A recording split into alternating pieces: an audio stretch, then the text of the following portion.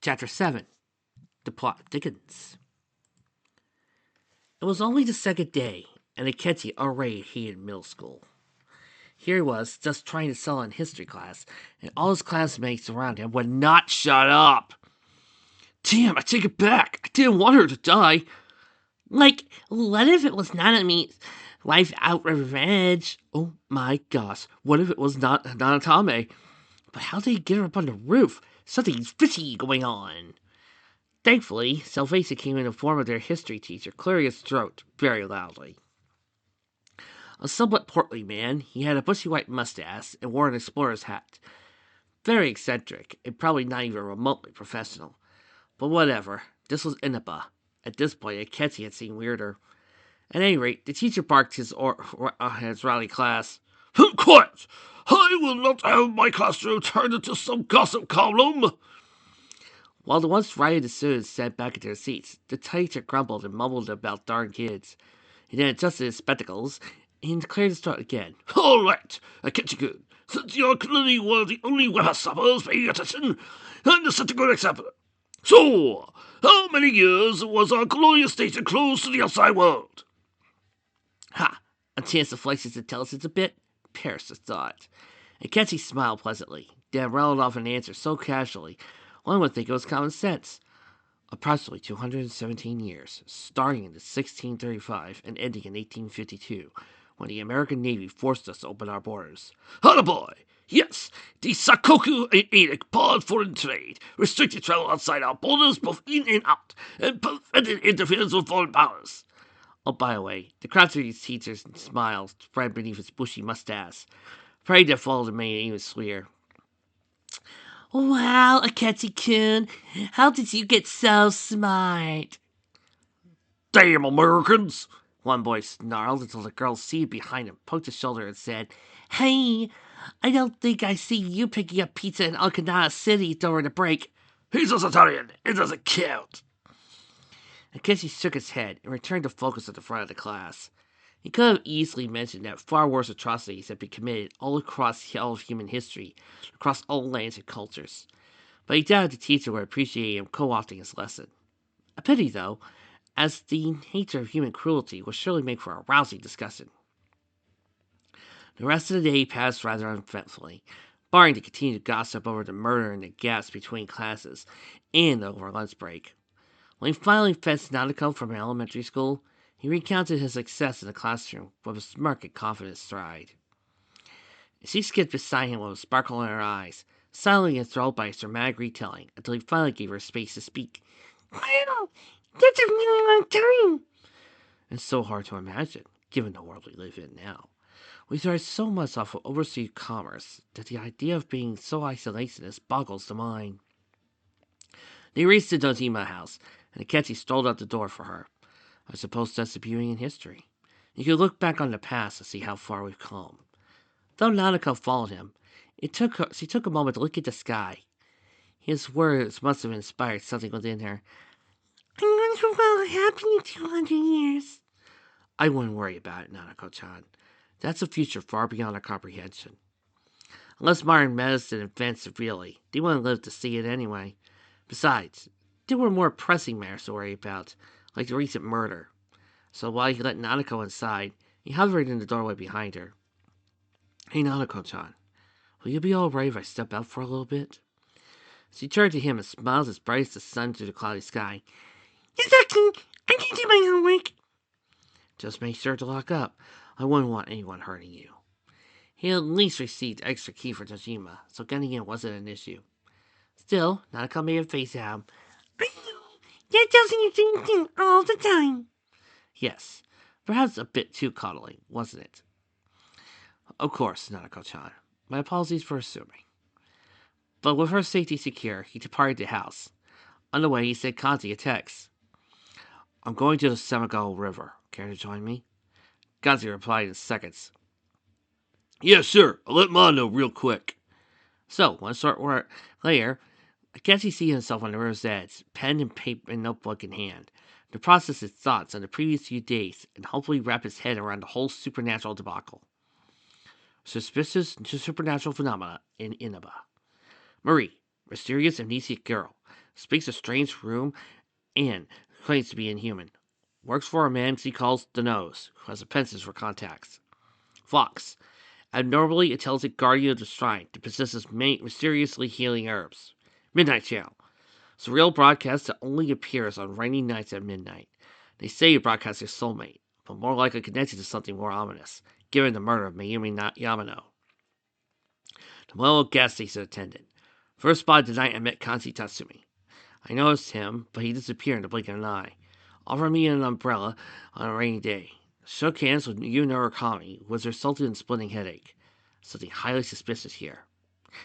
Midnight Channel findings. Night 1. After Mayumi Yamano ceased announcing, a woman's silhouette appeared on screen. Next day, reports of her scandal broke out. Night 2. The first reports of the scandal began. Another image of Miss Yamano's silhouette appeared, gradually gaining clarity. Night 3. The scandal was all over media, and the Midnight Channel showed Mayumi Yamano mauled by strange, shadowy creatures. In the moments leading up to her death, she ran, screamed, and called for help. Her body was found the next day, shrouded in fog and hanging from a television antenna. This leads me to believe that the Midnight Channel foretells its target's deaths. But if that's the case, why is this murder seemingly the first of its kind? We haven't had a rainy night since, so it's too soon to draw conclusions. Akechi poked his cheek with the bottom of his pen, brows knitting as he read over the meticulous notes. I've already gathered plenty of information. But what does it all mean? A familiar voice from behind called, "Hey, homework troubles?" Ah, what excellent timing. Akechi peeked over his shoulder, a quick smile warming across his lips. No, this isn't homework. I'm just trying to make sense of recent events. Right, the murder. Kazi grimaced and rubbed his neck, wandering closer all the while. Can't say I blame you. She's seriously fucked up. When he reached Akechi, he plumped down beside him, sitting with one knee bent and the other outstretched. You holding up okay? I'm no stranger to death. I've seen a corpse before. This didn't seem to be the encouragement Kanji had hoped for, as he shivered at the confirmation. That being said, tell me, Kanji-san, have you ever seen the Midnight Channel? Kanji blinked when he leaned forward, draped an arm to his knee. What, that weird rumor about the TV? More than a rumor. I witnessed it myself multiple times. To prove his point, Akechi fished out his phone and scooted closer whilst navigating its photo. When he selected the first photo, in silhouette, Kanji slid closer and peeked over Akechi's shoulder. The hell? Ain't that? Oh, just you wait. He moved to the second photo, a clear shot of Mayumi Yamano. Disappeared on the next rainy night, after news of the scandal broke loose. And then on the night before her corpse was found, Akechi selected the final photo, showing a terrifying Mayumi Yamano pressing forward. Holy shit! Kanji spoke quietly, eyes glued open. His face even paled since Akechi stopped on the last photo. I could see the scan lines. Those are definitely photos of a TV. I don't believe news reporters are the sorts to moonlight in horror films. Akechi flipped his phone and shot it tucked away. That's not even the worst of it either. The broadcast saw Miss Yamano running forward. Then strange, shadowy abominations arose, pursuing her, tackling her, engulfing her. His voice grew raspier, more strained the more he spoke. Akechi had to stop to catch a breath and avert his eyes. It was... Kanji grabbed his shoulder. Hey, if it's too much to talk about, I get it. Point is, shit was fucked up, right? Then they found her corpse. Akechi still avoided eye contact, but the supportive touch did relax it slightly, at least. If Akechi were a softer, more vulnerable shark, he might have even inched closer and held on to Kanji. But no, he had to be stronger than that. To Kanji's credit, he at least seemed to read between the lines, fingers strumming on his thigh as he spoke up again. So, you think this Midnight Channel's got something to do with her death? It makes too much sense. Finally, Akechi met his eyes again. Kanji withdrew his other hand. So peculiar. First, Mayumi Yamano abruptly stops reporting. They make note of her absence. Then she appears in silhouette. The next day, the beginnings of the affair leak into the public eye, and her image sharpens. Then one final blow to her reputation follows, as all the networks are abuzz with the story. Her image becomes clear, and she is consumed by a ravenous swarm of hungry beasts. But, see, that sounds all metaphorical and crap. Yes, it does. There's a missing piece of the puzzle. She was only announced missing this morning they found her body, which means her murder must have transpired overnight. Akechi looked at his notebook again, tapping the page with his pen. We don't know enough about the Midnight Channel to know how literally it could be taken. But surely you can't deny the uncanniness of it all. Yeah, don't get me wrong. It sounds like you're onto something.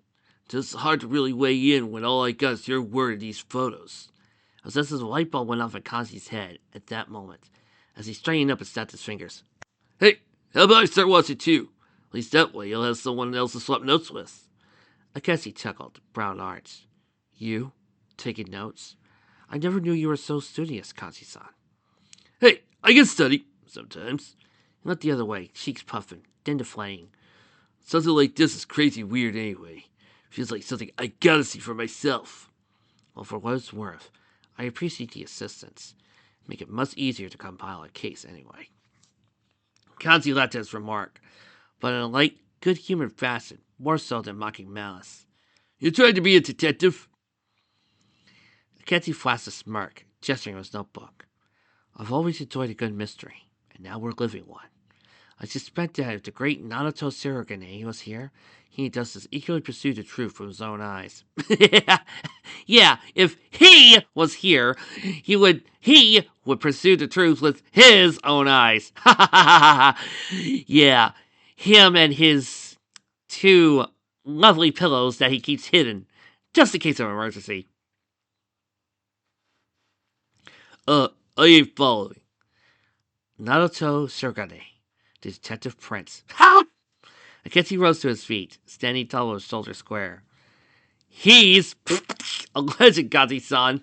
At a mere 15 years old, he's already aided in countless cases across the countryside with his grandfather.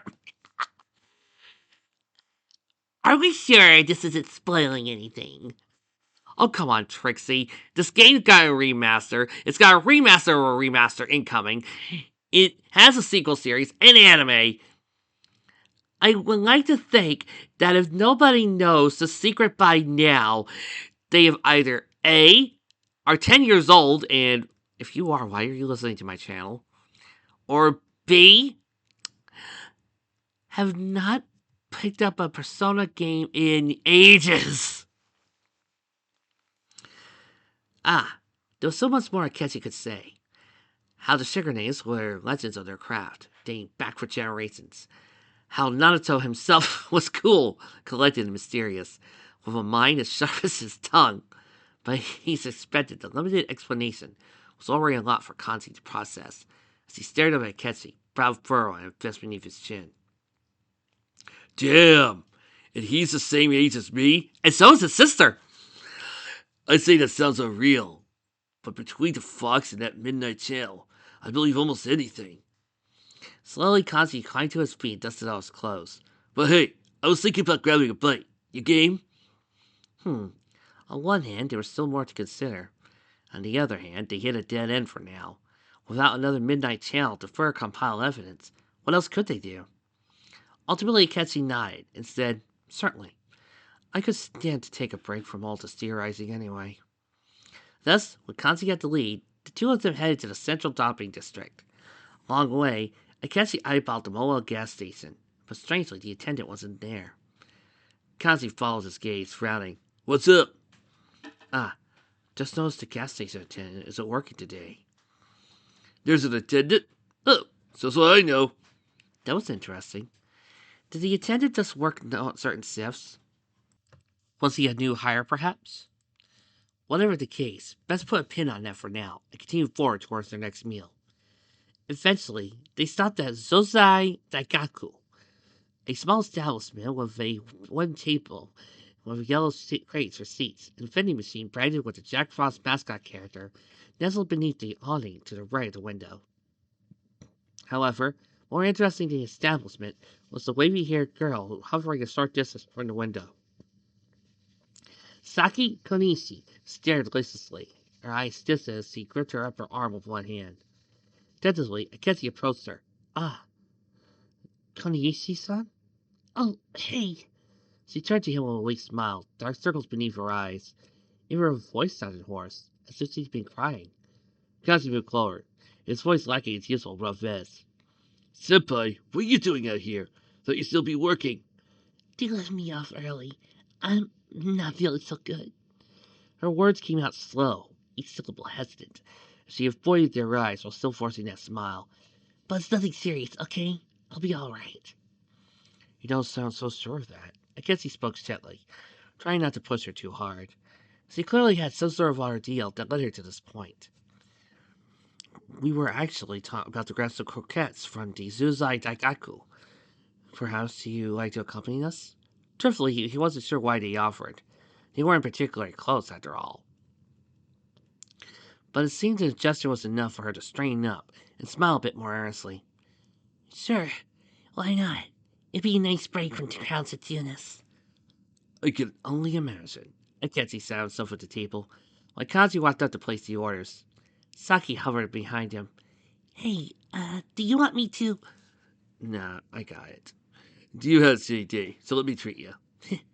Thanks, Kanchan. She sat across from the table from Akechi, watching Kaji order in silence. That's what could have happened. Though Akechi only met her one other time, she seemed to be a cheerful dead. True, her family ran a small liquor store, thus working for a large competitor was certainly a choice, but he didn't know nearly enough about her home life to draw conclusions one way or the other. A few moments later, Kanji walked up with their croquettes and passed them around before taking a seat next to Akechi. As the three of them munched on their croquettes, Akechi couldn't help but say, Yesterday was certainly alarming. No kidding. Saki averted her eyes again. A worrying sigh. She lowered her voice. Don't tell anyone, but I left school early yesterday.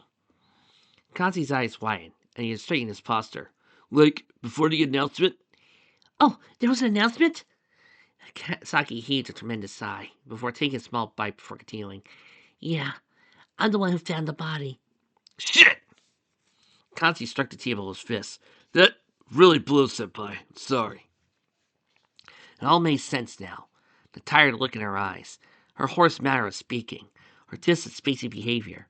To find a corpse, offensively unprompted. To walk into your own home, calling for a mother who would never respond. To open the door, to see a swaying shadow. To look up and... Akechi slammed his eyes shut, trying to shake the memory. That was then, this was now. This was Saki's pain, not his. And Saki noticed Akechi's reaction, so he didn't voice it. Instead, replying to Kanji, Don't be Kansan. I don't think anyone could have predicted it. Without even thinking, Akechi said, For what it's worth, I understand. I went through something similar when I was little. And just when he tried to banish such memories, why open up to something so personal to someone he scarcely knew? Was it pity? The very same pity he would have scorned from others? Or perhaps because when he opened his eyes and saw her clouded gaze, the redness in her eyes, and the shadows beneath them impossible to miss, it felt like looking in a mirror. No one related to him then. No one offered quiet understanding. All he got were comments about what a poor boy he was at best, and comments about how much of a burden he was at worst. And yet when Akechi's words reached her ears, it was like Saki snapped back to life. The clouded gaze sharpened, and her eyes drawing wide open. The spark to her speech returned with a loud, No way! I don't even know what to say. Akechi looked at his palm. You don't have to say anything. It was a long time ago, and there was nothing I could do. I suppose I just wanted to offer some semblance of solidarity. Ha! To think he'd be so soft. How did you... Saki trailed off, staring down at her barely eaten food. Akechi sighed. The best he could do was try to offer some reassurance. Honestly, I still think about it from time to time, but the pain does dull eventually. Just give it time, Koniishi-san. I guess that makes sense. It's not like I even knew her after all. She took another nibble, slouching over the table. But it's just not one of those things you'll ever think you'll see, even about such a peaceful town. Or it was anyway. It's that damn press! Kanji growled. Bet you anything, all that attention's what got that reporter killed. Judging by the way Saki recoiled, perhaps that wasn't the wisest thing to say. Kanji must have realized it too, as he soon corrected himself. Sorry, shouldn't have brought that up. No, it's okay. I feel the same way. It's just. She gazed down the street, in the direction of her family liquor store. Maybe I should just head home. I'm pretty lousy company right now. Oh, you don't have to.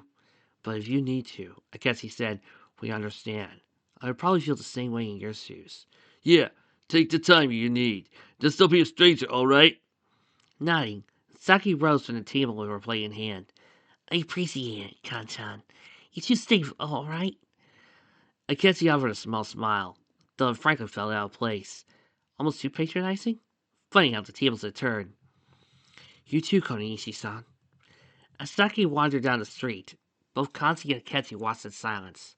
A part of Akechi wanted to get up, to pursue, to assure she really was okay, even though it wasn't his business. It wasn't his problem. She had a family. They'd be there for her, wouldn't they? They understand her better. It wasn't his place to get too involved. A few minutes passed before Kanji struck the table again, glaring at the little Jack Frost mascot on the vending machine. Damn it! It does say fair! No, it isn't. But someone would have found it eventually. If not Konishi-san, then perhaps another student or resident ill-prepared for what they see. One way or the other, the news would have broken. Someone else would have seen the unthinkable, forever changed by that chance encounter that shattered the guise of a simple, small-town life. Fate can have a sick sense of humor. And they're talking about that crap all over the news. It's got suck for her. An endless reminder of one's trauma. It makes me sick. Kenzie clamped down especially hard this time. The toughness of the meat was oddly calming. The resistance it put up when chewed, flavorful despite the roughness. I really do hope she'll be able to recover from this. With how gossip spreads, someone may find out eventually. And then what? Kanzi raised his fist, glowering. I'll kick their asses! Kazi Tatsumi, Defender of the Weak. First you save me, then you defend the honor of your senpai. Akechi spoke with a playful edge, snickering at the way Kazi ducked his head and spoke in that undeniably soft and flustered tone. Oh, I don't know about hero. Well, you are in my eyes. Rising from the table, Akechi walked over to dispose of his plate. Once Kazi finished his own meal, the two parted ways for the night, but promised to be in touch to discuss the probable midnight channel when it aired. When Akechi returned to the Jojima house, he spotted Nanako over at the living room table, pencil in her right hand and a box of Pocky to her left. This lasted until Akechi shut the door behind him. Then, as fast as lightning, she hopped to her feet and rushed over to greet him. Okay, hello, Nanako-chan. He mostly over to the table, eyeballing the open book, which seemed to have some basic reading exercises within. Hard work, I see. Mm-hmm. I need to work really hard if I can be smart like you. The sheer fact that he was this little girl's role model still boggled the mind. He couldn't deny the satisfaction that came from it, especially when you had already charmed her so swiftly after his arrival. Well, give me a moment, and perhaps I could join you. There are a few assignments I probably should get a head start on anyway. He went upstairs to deposit his midnight channel notes, then returned with relevant textbooks. Side by side, they worked on their respective exercises until you walked in with a bag of groceries, because, evidently, his plan is spoiled and senseless, so no sign of stopping. Hey, you guys hungry? Another home-cooked meal? You're spoiling us, Narukami-san. But he was a good cook, however, obnoxious he was in other areas. You set the grocery bag down on the table, then rolled up his sleeves. Cheaper than takeout, right? Probably healthier, too. I guess he chuckled, turned the page to his notebook. You really are something else. The quiet study session continued, while Nanako changed the channel to some colorful cartoon with a chibi panda as the lead character. Fuchimaru and Friends. It seemed to skew more juvenile, with the little animal friends going on a slice-of-life adventures involving interpersonal relationships and communication. Still, the way Nanako excitedly giggled at the animal antics was worth it, even if the show hardly compared to the rich martial arts and practical effects of the Featherman series. Just as Akechi wrapped up his assignments, Hugh sauntered over carrying two large plates. The sweet gingery scent pried his attention away from the TV screen. The sight of the fresh ginger pork, miso, and broccoli left him salivating, even though he snacked on steak croquettes in the late afternoon. Wow, thank you, Nanako said with the cutest little clap.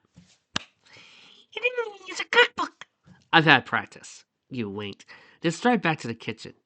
Before treating himself, he portioned off some of the meal, stored in plastic containers. And hey, if you ever want to tag team on dinner, just let me know. I have it on good authority you make a mean sunny side up. Mm-hmm. I mean, do. Damn it. Just had to swoop in again and wound Nanako with his charm. Kitsy grumbled to himself, then cleared his throat. If that's the case, I'll have to supervise. As the senpai of this household, it's my duty to make sure Nanako's in safe hands. Ah, but Akechi-kun, you activated my trap card! He pressed his finger at a dramatic point, further proving what an enormous weirdo he was. You willingly volunteered yourself to be my pupil. Your fate is sealed. There's no escape. Akechi flashed him an almost feral smile. You'll regret that once you see how atrocious I am in the kitchen. This, it seemed, brought Nanako great amusement, judging by the burst of laughter that followed.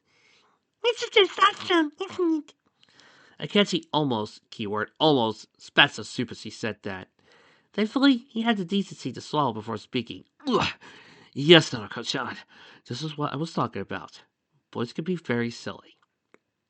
The sweet simplicity, mixed with the stupidity of this moment, seemed so surreal in a way, as if the murder yesterday was but a distant memory.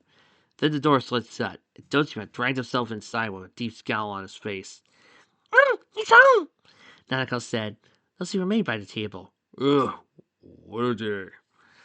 Dojima practically stumbled to the couch before dropping to the cushions. Did anything happen while I was out?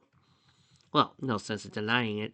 Given her proximity to the case, I guess he said, I ran into Saki Konishi today. Dojima froze to the confirmation. She was understandably distraught. Dojima covered his face with his hand. Figures. That I guess you already heard. I guess he nodded. I hope she'll be all right. It wasn't even a lie, strangely. Funny how that turned out. Dojima simply grunted in response, before turning his attention to his daughter. Hey, Nanako, can you put on the news for me? As she pouted, as her little cartoon just broke into an annoyingly catchy musical number. With the press of the button, the cheery antics of Bushimaru's crew shifted into a dry slab of news. Next, more details of the developing story on the incident in the foggy Inaba. Announcer Mayumi Yamano's dead body was found hanging above a house in this isolated rural town. It is confirmed that Miss Yamano had been involved in an affair with Taro Nanatame, husband of Enka singer Mizuru Hiroaki. Akechi's lips curled in a snarl.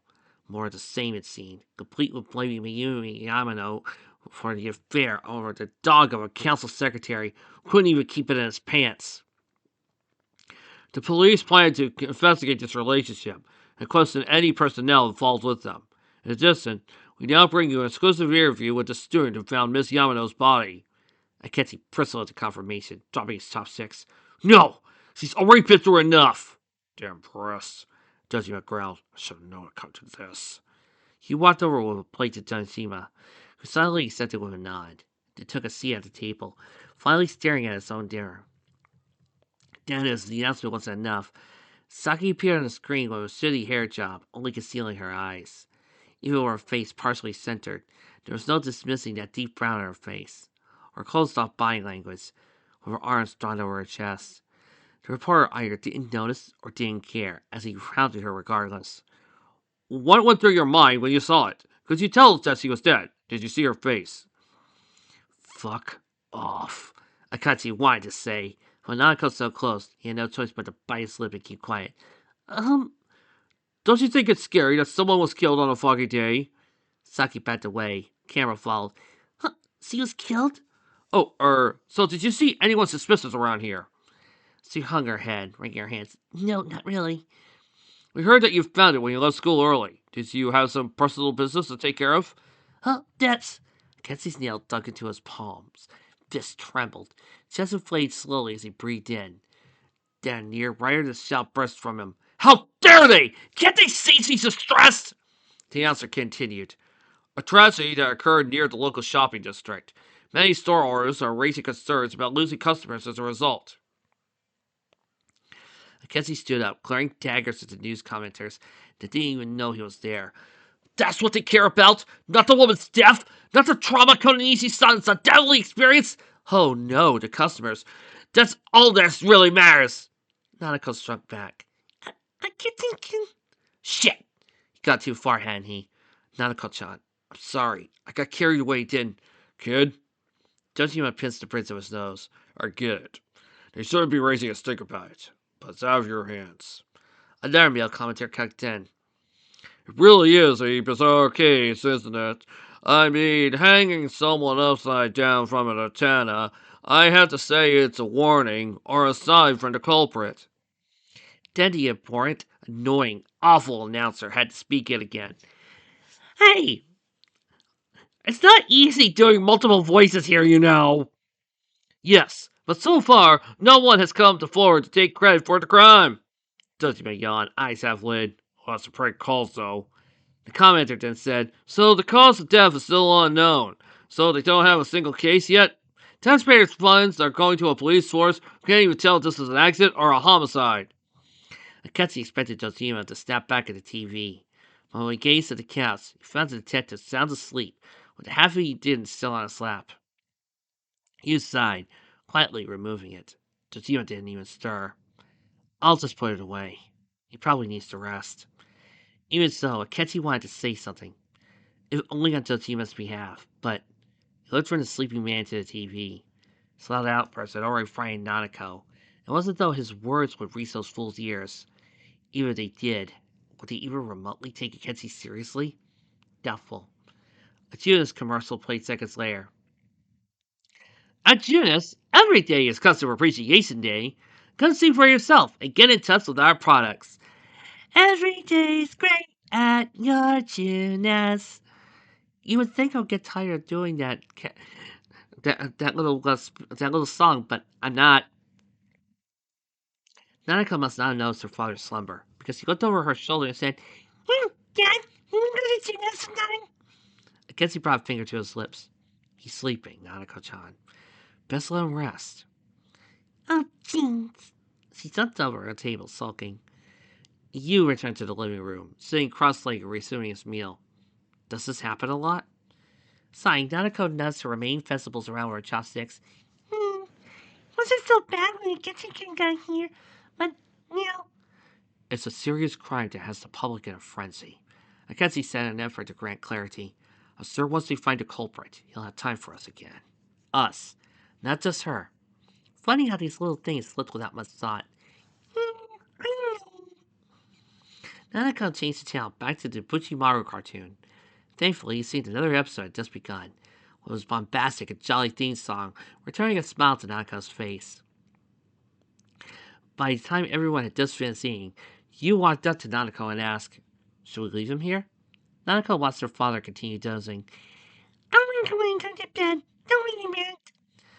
Well, take care, Nanako-chan. Akechi said on his way to the stairs.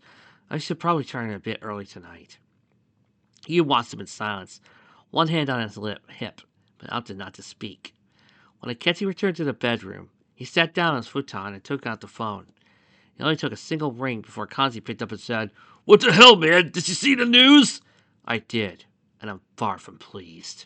Akechi rolled onto his back, staring at the ceiling. I can't say I'm surprised either. Anything for ratings. Screw that! The only ones who I questioned are the cops, and they suspect here at sport. Considering Kanzi's past relationship with the police, that admission was quite telling. Still, better the police than most noisy journalists. Well, it is what it is. We're children with very little power over the media. Akechi hated to admit it, but he wasn't a fool. The best we could do now is brace ourselves for the Midnight Channel. Before Kanzi could respond, Yu stepped in and said, You know about the Midnight Channel? Grumbling, Akechi sat up and said, Yes, Narukami-san. I've been watching it for the past few days. So, you saw your soulmate. The tiny grin on Yu's face gave Akechi the urge to run over and punch him. What? No! I saw my Yumi Yamano getting torn from limb to limb. She's too old for me and, well, dead, obviously. But his gut instinct leaned more toward... What was it? The fact that she was a woman? I guess he never particularly thought much of girls' appearances, but... That's, judging by Yu's stupid glare, he didn't have a proper response. Kanzi must have overheard, giving Akechi's volume. Shit! That your roomie on the other end? Akechi rubbed his nose, exhaling through his nose as he tried to wind down the awkward outburst. Of all the things for Kanji to overhear. Afraid so. We may have to cut this short for now. That's cool. The way things are going, we're probably going to get another midnight channel, so talk about it tomorrow? I look forward to it. Kenzie hung up, and it glanced across the room to find you reclining on the couch. So, that's why you didn't want the TV on at midnight. Akechi smacked his palm over his face a little too hard for exasperation. Yes, congratulations, you Norakami. Would you like a gold star? It'll help my self-esteem. Akechi groaned loudly, fighting back the urge to curse. Why was Norakami like this? You're ridiculous. Thanks, I'm glad you noticed. Ugh, forget this. Akechi selected the alarm app. I'm setting my alarm for 11:45. When the time comes, keep the lights off and don't do anything stupid. Wouldn't dream of it, little buddy. Kenzie bared his teeth. You could feel the way his feet pinched and wrinkled uncomfortably in response to that stupid, unnecessary quip. I am not your little buddy, Narukami-san. But you, being you fucking Narukami, simply shrugged as though no big deal. Oh yeah, you're the senpai of the house. Oh my god. You thankfully dropped the bullshit after that, instead opting to study quietly from the couch. Thank God. The ensuing quiet allowed Akechi to drift peacefully off to sleep, although the blaring of his alarm shook him back to reality, and he grumpily fetched his phone to silence his cries. 11:45 on the dot. Good. They gave him just enough time to wake himself up and... you remained on the couch, sitting cross-legged with a box of Kinonoko no Yama on his lap. He flicked one of the mushroom biscuits into his mouth, and then turned to Akechi. Want some? Akechi really wanted to defy him and deny the offering, but yes, please. How annoying. This was probably just a bribe, but Akechi took a handful of snacks and clutched them close like a dragon hoarding treasure. Chucking. You watched his own reflection on the screen. So, we just wait for it? Yes. When the clock strikes midnight, it'll be there. Which meant Akechi needed to devour all these little mushrooms to free his hands for the inevitable photo taking to follow. The minutes dragged on, with only the sound of the pouring rain outside interrupting the monotonous silence. With his hands free, Akechi took his phone and approached the TV as the clock clicked to 11:59. So close now. You too arose from the couch. Once the dull screen was static, he gasped at the sight. The screen flickered, cutting between static and a girl, running. Another flicker. Was that leaving here? Akechi leaned in, phone raised, ready to press the button just as the girl ran, spun in front of two vending machines, and lightning hissed, crackled, it flashed. Gah! You bent over, grasping his head. Damn it! The image was flickering too fast, and now you was in pain? Don't recover, son! Kessie rushed over to him. What was going on? This was just like the handshake before. Was it just shock? Was he photosensitive? Heart racing, Akechi briefly considered rushing into the hall to call for Josima's help. Then something burst outside, punctuated by the buzz of electronics and the shattering of glass. Yu fell to his knees, still clutching to his head. Tentatively, Akechi approached. His legs moved automatically. Narukami-san, I'm fine. Yu slowly hobbled over to his feet. He even stumbled up to the TV, the broadcast now over, a reflection gazing back again. Then, for some strange reason, Yu touched the TV screen and it rippled. What the fuck's going on? Akechi snapped, cocking at the sight. But Yu didn't stop there. No. He stuck his hand through the TV. What the fuck? Akechi screamed again. And it got worse. The second Yu's hand passed through the screen, something tugged him forward. Yu yelped, dragged closer. His entire upper body got stuck in the screen. What the flying fuck? How? Why? What was happening? A pure impulse, Akechi rushed at Yu, grabbed him from behind, and tugged on with all his might. It took two pulls before Yo shot out of the screen. The two of them tumbled toward the coffee table. Akechi's back hit the edge, and he grumbled something for the sudden impact. To make it worse, Yu Norakami was on top of him. Get off me! Akechi shoved him back, shaking. His heart raced rapidly. Sweat drizzled down his cheeks. Then Yu, eyes just as wide before, approached the TV again. He stuck his hand in and then pulled it out. Put it in and yanked it back out. Out of the way! Akechi pushed Yu again. But then he touched the screen. Nothing happened. All he felt was a smooth, cold glass. What the hell? He spun on a hill, glaring at the boy who probably just as terrified as him. Just what did you put in our dinner, Narukami? I I think the vegetables were drugged. Yu's voice was more stilted and hoarse than usual, though the attempt at nervous deflection still prompted a facepalm from Akechi. Then from outside the door, Nanako called, Akechi smoothed his hair down in an attempt to relax himself, and put on his most cheerful, pleasant voice. All is well, Nanako-chan. The storm woke Narukami-san, and he fell off the couch like an idiot. Ooh, Oh, be careful! Akechi could just hear the pout, even with the door blocking her from view. We will, Yu said, his voice finally level again. Sleep tight, okay? Me too.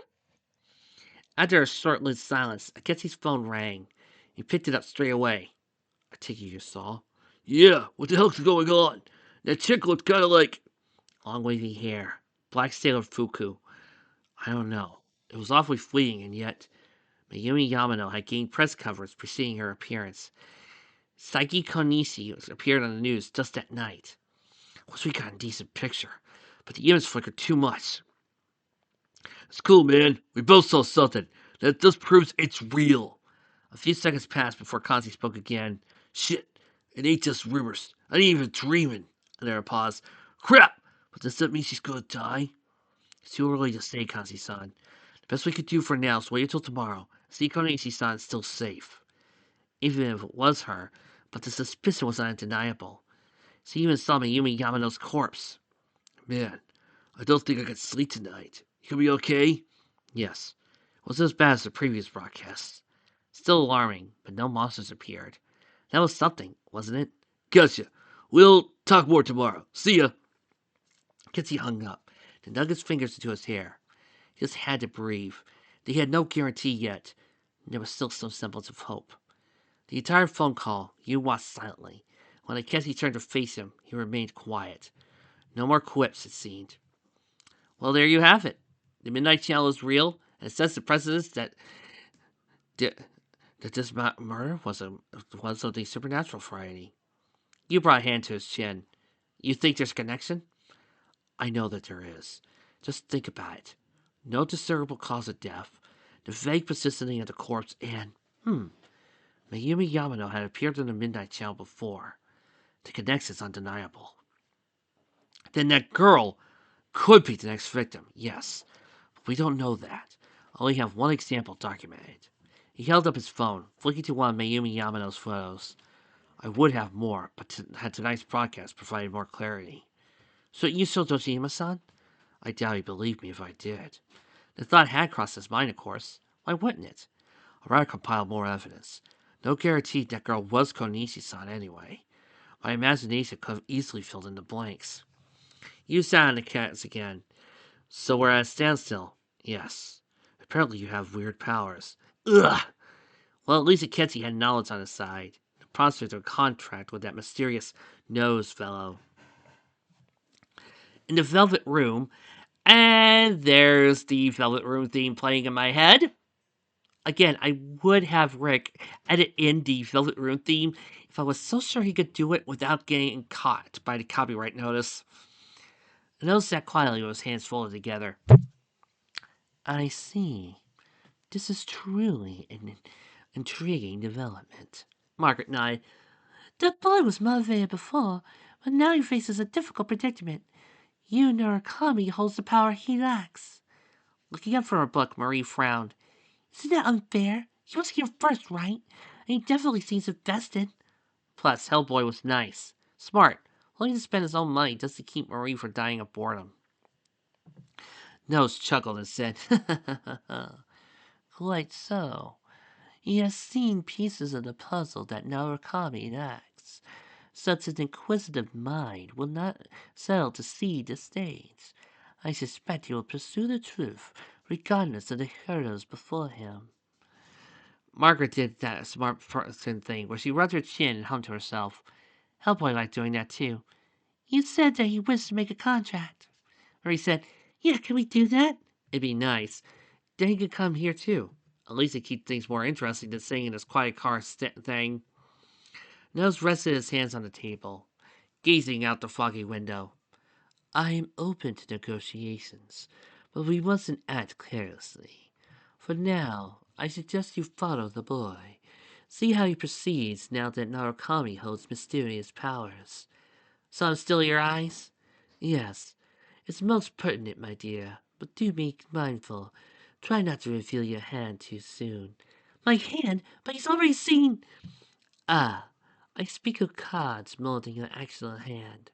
Put simply, I suggest you conceal our intentions with an air of secrecy for now. Right, cards. The nose sir liked to play around with cards, but always by himself. Humph. Marie could totally kick his ass if he learned the game. Okay, I'll try, but he's really noisy. Almost as nosy as you.